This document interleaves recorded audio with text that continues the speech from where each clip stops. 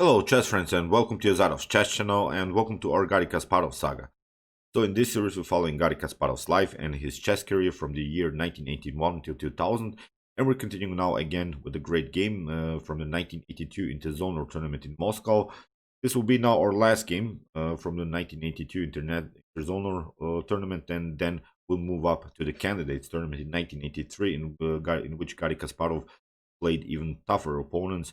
So Garry Kasparov's path to glory sort of was really tough one. He had to first, as I said, first to win this USSR Chess Championship. Then he moved up into this Interzonal.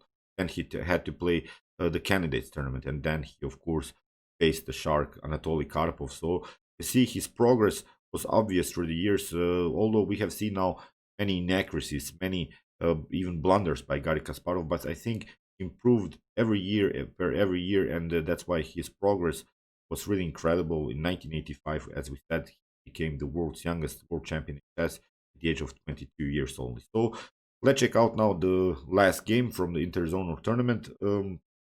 It was a game played by Dragoljub Velimirović against Garry Kasparov, and Dragoljub Velimirović was really a great attacker. He played like Mikhail Tal. He really loved tactical battles, and he basically didn't care against any player. He played his same style with great attacking performances, great attacking formations, and it was very interesting for me to see how Garry Kasparov will defend, because many times we have seen that Garry Kasparov is simply on the attacking side, but when he has to defend, of course, everyone has troubles, and here Garry Kasparov will, I think, find a great defensive strategy. But what surprised me in this game was that Garry Kasparov played the Caro Kann. Most of the times Kasparov played the Sicilian, maybe the Ruy Lopez, and he played the Najdorf, for instance. He played many King's Indian, many great tactical openings. But in this game he would choose static opening, and it was Dragoljub Velimirović who tried to get something out of the static opening, who tried to create some dynamics. So as said, we have now Garry Kasparov on the defensive side. So let's check out now the game. It was really cool game. Here e4 played by Dragoljub Velimirović. We have c6, d4, and now d5. We have e5. This advanced variation. Here the best way is simply to get out with your bishop to f5, because after potential e6 you will simply block out your light square bishop. There are no good squares for the bishop. You'll need many moves in order to make something happen. So here bishop to f5, and we have now knight to c3. The normal setup here by white, also preventing the bishop here to come on a very active square on e4. We have queen to b6, and now g4. You see Dragoljub Velimirović is creating madness immediately on the board.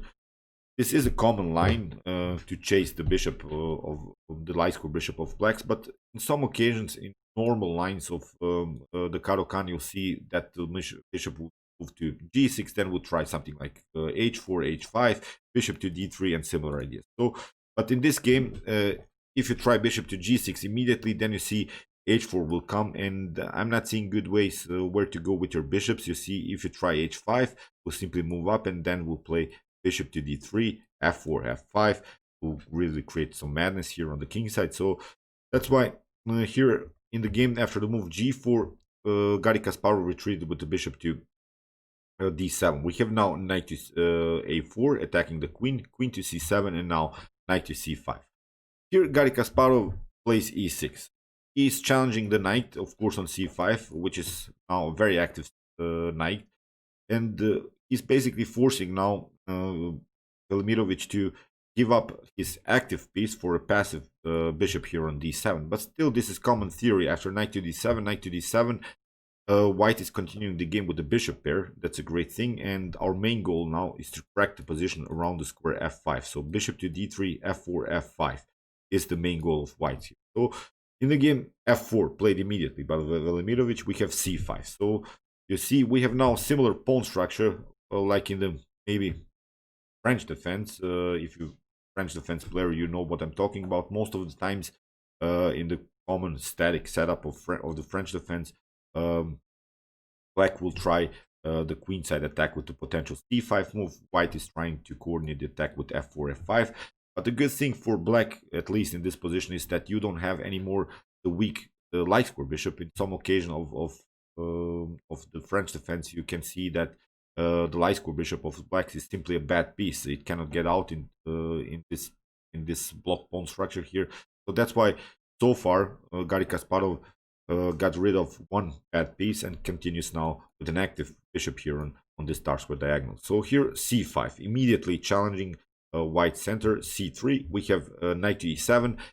C takes d4 immediately with bishop to b4 is not such a powerful idea, as white can move here simply the king to f2. And now we will simply play something like f5, bishop to d3, still with great progress, because this block pawn structure in the center allows us now to stay even with the king in the center without castling, because there are no good counterattack possibilities in the center. If there would be maybe a semi-open file or an open file here on the e file or on the d file, then you could create, of course, a dangerous attack against white's king. But in this line, I don't think that white has trouble. So that's why Garry Kasparov delayed the situation a little bit in the center, played knight to e7, we have knight to f3, and now h5. This is a very, very important move to create some kind of blockade system, because the problem for white here is now if you try to pass through here with the move g5, you see black will build a very nice blockade with knight to f5. If we try bishop to d3, you see then we can play g6. This is now really a block pawn structure, and if you evaluate now the bishop strength, I simply like more the dark square bishop of blacks, because let's see, maybe possible continuation. It's not going to be probably played, but after maybe something like g takes f5 or e takes f5, and here maybe something like bishop to e3, c takes d4, c takes d4, and you see now this bishop has a better activity. This bishop would be blocked out by its own pawns in the center. So that's why very, very tricky move here by Garry Kasparov, this move h5, preventing this blocking systems here by white. And what to do here? In the game f5, played by Velimirović, he creates really now great madness on the board. After move f5, we have h takes g4. If you try here by Garry Kasparov, maybe the move e takes f5, then you see we can play g takes f5, and after knight to f5, we have bishop to h3. Now, suddenly the game is really great for the bishops. It's an open game, although we're one pawn down, but still, I'm not seeing good ways how to defend everything, because you have to retreat with your knight.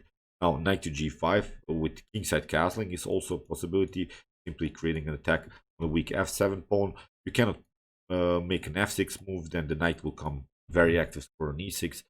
So that's why the only way that Garry Kasparov can defend is he played simply g takes h takes g4, pardon me. We have here f takes e6, we have g takes f3, and now here Velimirović simply takes also the knight. We have trades of knights, and after queen to f3, again, this attack is a little bit splashed. Of course, it's a great position for the bishop, still an open game. The position is about equal, but Garry Kasparov has some troubles where to castle now, where to go with the king, because queenside castling is of course possible, but there are maybe some lines with b4, maybe bishop to f4, e6, maybe bishop to b5, a4, similar ideas. So there are always some path for white to attack the black's king after potential queenside castling. So what Garry Kasparov did here, he stayed with the king in the center. That what really surprised me, and this was really a cool defensive strategy, because white has stayed also with the king in the center. So sometimes when you see that your opponent is staying with the king in the center, you can do the same. You don't have to castle into your opponent's attack. Kingside castling is not a possibility here, as many files, many diagonals are already opened. Bishop to d3 will follow.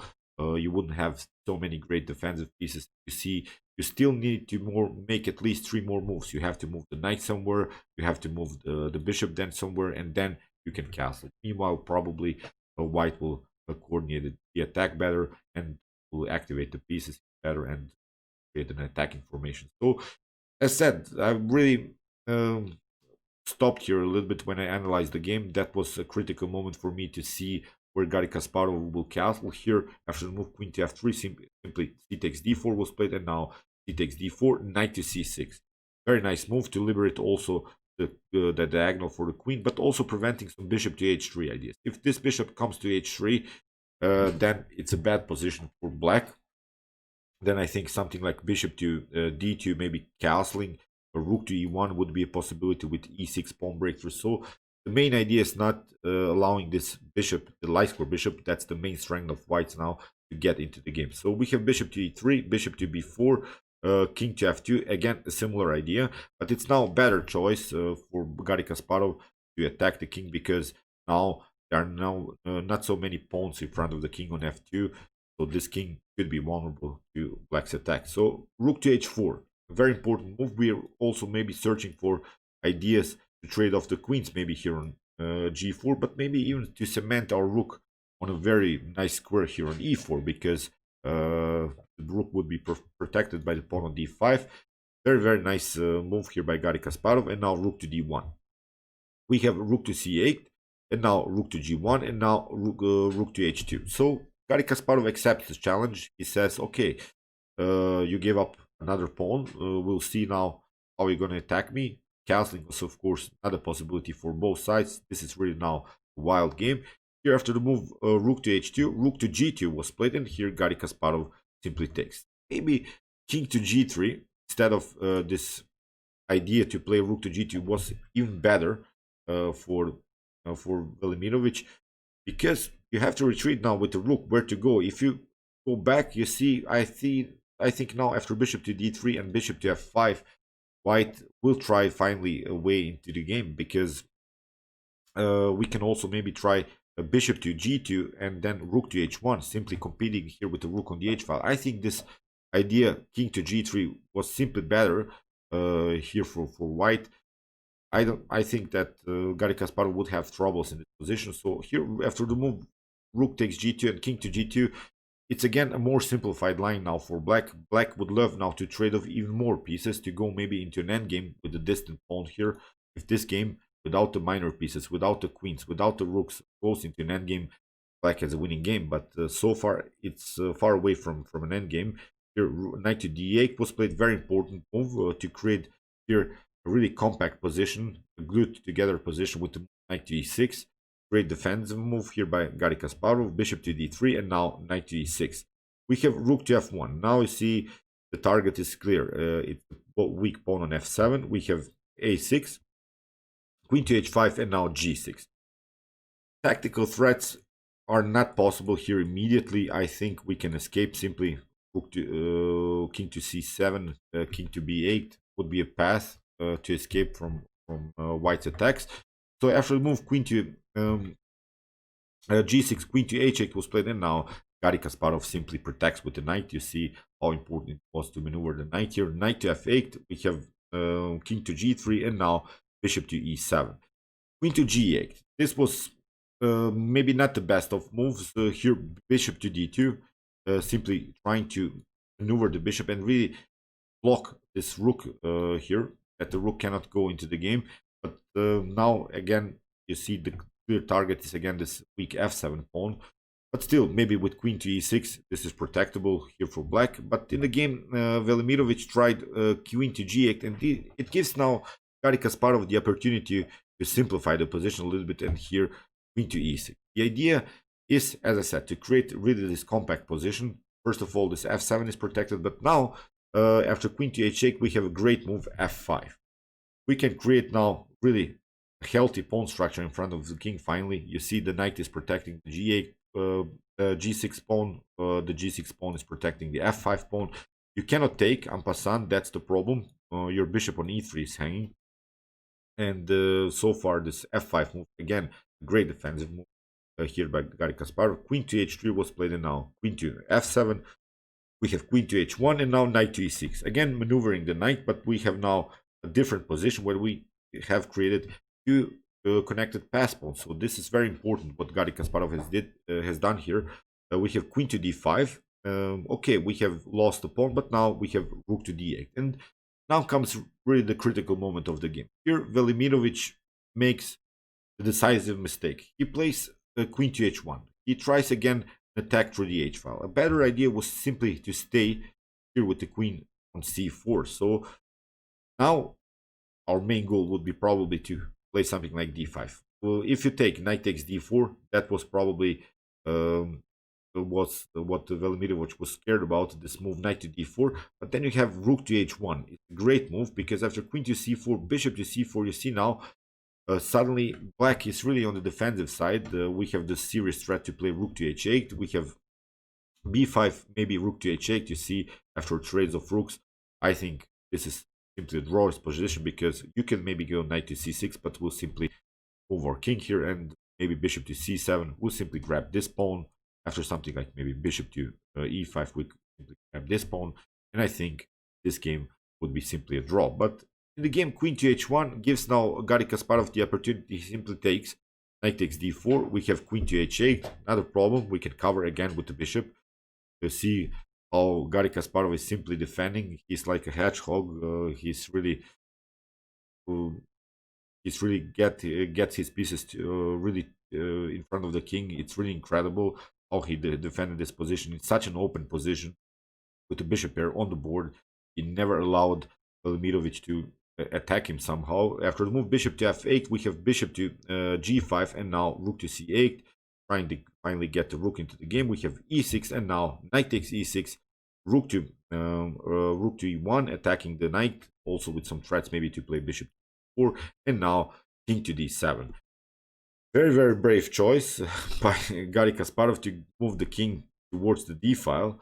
But if you try something like rook to d1, you see this check is very, very dangerous. Bishop to d6, and your queen is hanging. So far, it's not possible to activate the rook on the d file. We have queen to h4 was played by Velimirović, and now bishop to d6. Anyway, with the check here, king to f2, knight takes g5, queen to g5, and now here after queen to h7, in this position, Velimirović resigned because you cannot do anything here.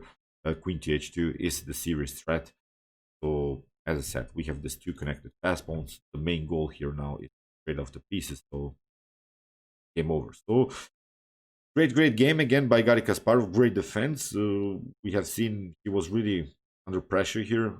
Found really some great defensive strategies. First of all, with knight to e6 and maneuver the knight to f8, really keeping the position compact in front of the king. But surprised me really that he didn't castle in this game. Great defensive strategies. So how to defend, this should be really how to defend tutorial here by Garry Kasparov. Great game. And as I said, this is now our last game from the 1982 Interzonal tournament. We move now finally to the 1983 candidate. So this will be some dangerous stuff. So in 1983. So okay, I hope that you enjoyed this game. I really enjoyed it a lot. If you want to see more Garry Kasparov games, here's the link. And if you want to see the best chess games of all times, check out my best chess games of all time series. And if you like this content, you can also subscribe to my channel. See you soon with some more videos, and chess is the best of